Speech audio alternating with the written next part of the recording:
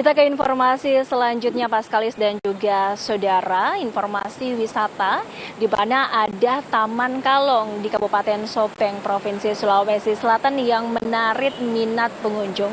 Di taman ini tidak hanya bisa menikmati keindahan taman, tapi juga pengunjung bisa melihat ribuan kelelawar yang hidup di sana. Berikut informasinya.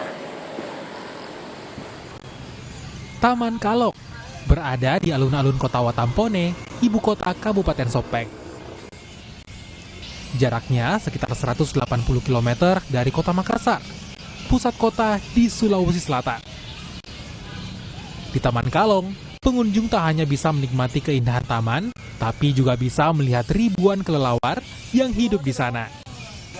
Kelelawar ini bergelantungan di pepohonan saat siang hari dan pergi mencari makan saat malam hari.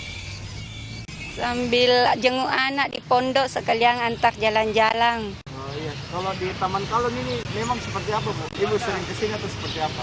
Iya sering, tiap minggu. Iya.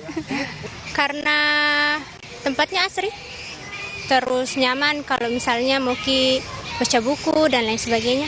Bisa dilihat beberapa hal kayak kelelawar besar begini kan, banyak untuk anunya orang kayak bilang, oh ternyata Indonesia punya hal yang kayak begini di satu provinsinya, kayak begitu.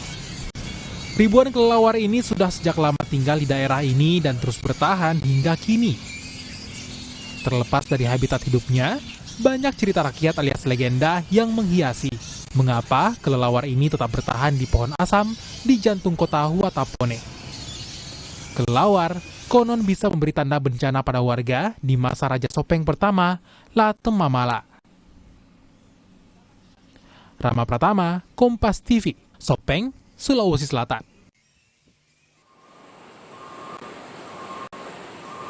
Demikian dua informasi yang dapat kami sampaikan dari Kompas TV Biro Makassar, Sulawesi Selatan. Kembali ke Anda, Paskalis.